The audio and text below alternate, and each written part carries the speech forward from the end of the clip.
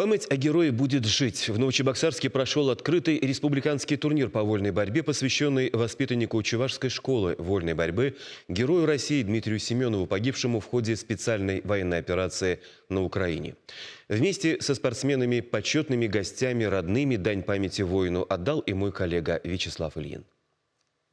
Новый турнир, появившийся в спортивном календаре республики, хоть и связан с именем Героя России Дмитрия Семенова, но по сути был посвящен всем, кто не пожалел своей жизни, выполняя боевые задачи в рамках специальной военной операции. Об этом на церемонии открытия говорили глава Чувашии, почетные гости. К участникам соревнований обратилась и мама героя. Вам желаю, ребята, никогда ничего не бояться, не сдаваться, стремиться вперед, мечтать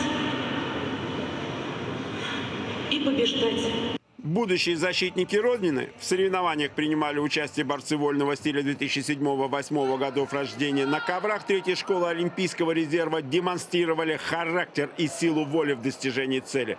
Показательным стал финал категории до 100 килограммов, в котором титул победителя оспаривали представитель Батыревского района Максим Леонтьев, он в красном трико, и Георгий Осипов, защищавший цвета Канашской школы борьбы. Дебют поединка остался за синим, сумевшим проходом ноги не только ошеломить своего противника, но и добиться перевеса в 4 балла. Но воспитанник Владимира Спиридонова переломил ход поединка и за 11 секунд до окончания встречи победил за явным преимуществом. Эти соревнования для меня считаются более важными, так как они посвящаются герою, который шел всегда до конца. И я думаю, это пример для меня и для всей молодежи. Всего же награды соревнований были разыграны в 12 весовых категориях. Памятные кубки победителей с барельефом Героя России Дмитрия Семенова получили борцы Чебоксар, Новочебоксарска, Яльчикского района, Ульяновска и Казани.